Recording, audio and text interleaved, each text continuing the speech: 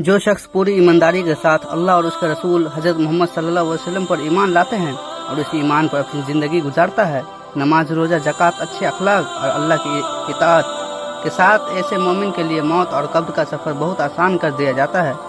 جب اس کی روح نکلتی ہے تو فرشتے سفید اور روشنی والے چہروں کے ساتھ آتے ہیں اور جنت کے کفن اور خوشبو لے کر اس کی روح کو عظمت کے ساتھ لیتے ہیں، پھر اسے قبر میں آرام دیا جاتا ہے۔ قبر اس کے لیے پھیلا دی جاتی ہے، جنت کی کھڑکی کھول دی جاتی ہے جس سے ٹھنڈی ہوا اور روحانی سکون آتا ہے۔ وہاں کوئی ڈر نہیں ہوتا، نہ کوئی تکلیف، بلکہ سکون اور اطمینان کا ہوتا ہے۔ اسے کہا جاتا ہے سو جا، جیسے دلہن اپنے محبوب سے ملنے سے پہلے سکون سے آرام کرتی ہے۔ جو مسلمان دنیا میں 5 وقت کی نماز کو صحیح سمے پر اخلاص یعنی نیت اور ادب کے ساتھ ادا کرتا ہے، وہ اللہ کے بہت قریب بن جاتا ہے۔ نماز صرف ایک فرض عبادت نہیں، بلکہ وہ رشتہ ہے جو بندے کو اس کے رب سے جوڑتی ہے۔ حدیث شریف میں آتا ہے کہ جب ایک نمازی شخص کی موت ہوتی ہے اور اسے قبر میں رکھا جاتا ہے تو عذاب قبر یعنی قبر کا عذاب اس کی طرف بڑھتا ہے، لیکن اس وقت اس کی نماز سرہانے یعنی سر کی طرف آ کر کھڑی ہو جاتی ہے اور کہتی ہے، میرے رب کی طرف سے جو مجھے سونپا گیا تھا میں نے پورا کیا، اب میں اس کی حفاظت کروں گی۔ نماز اس کی ڈھال بن جاتی ہے۔ اگر عذاب دوسری طرف سے آتی ہے تو روزہ، زکوٰۃ، نیک اعمال، ہر چیز اسے بچانے کے لیے کھڑی ہو جاتی ہے، لیکن سب سے پہلے اور سب سے اہم حفاظت نماز کرتی ہے۔ یاد رکھو، جو دنیا میں نماز سے دوستی کرے گا، قبر وہ نماز اس کی رب اس کی سب سے بڑی مددگار ثابت ہوگی۔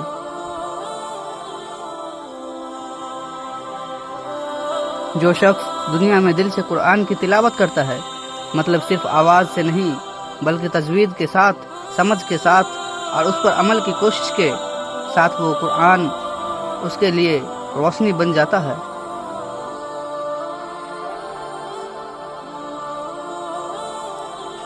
جب اس انسان کی موت ہوتی ہے اور اسے قبر میں رکھا جاتا ہے تو وہاں چاروں طرف اندھیرا ہوتا ہے، اکیلا پن ہوتا ہے اور عذاب کا ڈر ہوتا ہے، لیکن تبھی قرآن شریف ایک روشنی بن کر اس کی قبر میں آتا ہے۔ حدیثوں میں آتا ہے کہ قرآن کہے گا، اے اللہ، یہ تیرا بندہ میری تلاوت کرتا تھا، مجھ سے محبت کرتا تھا، مجھے سنتا اور سمجھتا تھا، آج میں اس کی قبر کو روشن کروں گا اور اس کے لیے سفارش کروں گا۔ پھر وہ قرآن اس کے ساتھ قبر میں رہے گا، اندھیرے کو دور کرے گا اور قیامت تک اس کی روح کو سکون دے گا۔ جو بندہ قرآن سے دوستی کرے گا قبر میں اکیلا نہیں رہے گا، قرآن اس کے ساتھ ایک وفادار ساتھی کی طرح پیش آئے گا جو اندھیرے میں روشنی اور ڈر میں راحت دے گا۔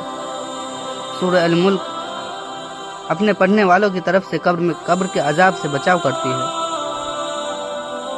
سورہ ملک سورہ نمبر 67 ایک ایسی سورت ہے جسے اگر کوئی انسان ہر رات سونے سے پہلے پڑھتا ہے تو یہ سورت قبر میں اس کے لیے وکیل یعنی سفارش کرنے والی بن جاتی ہے۔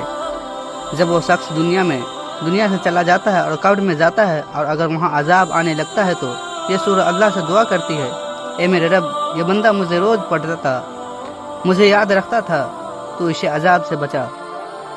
اللہ تعالیٰ سورہ ملک کی اس سفارش کو قبول کرتا ہے اور اس بندے کو قبر کے عذاب سے محفوظ کر دیتا ہے۔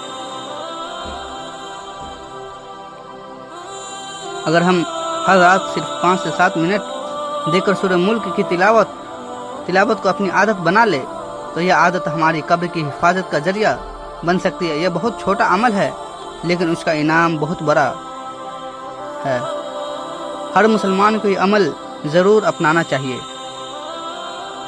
جو انسان دنیا میں لوگوں کی مدد کرتا ہے، ضرورت مندوں کو صدقہ دیتا ہے، بھوکوں کو کھانا کھلاتا ہے، غریبوں کی مدد کرتا ہے، بیماروں کی سیوا کرتا ہے اور ہر وقت نیک کاموں میں لگا رہتا ہے تو یہ تمام اچھے اعمال مرنے کے بعد قبر میں اس کے لیے رحمت اور سرکشا کا سادھن بن جاتا ہے۔ حدیث میں آتا ہے کہ انسان مرنے کے بعد بھی اس کے کچھ نیک اعمال قبر میں اس کے ساتھ رہتے ہیں اور عذاب سے ان کی حفاظت کرتے ہیں۔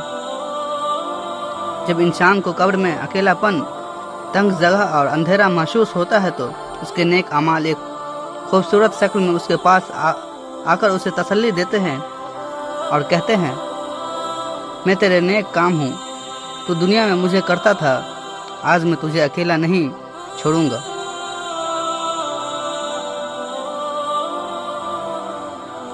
خاص طور پر صدقہ چاہے چھوٹا ہو یا بڑا، اللہ کے یہاں بہت پسندیدہ عمل ہے اور یہ قبر میں روشنی اور راحت کا سبب بنتا ہے۔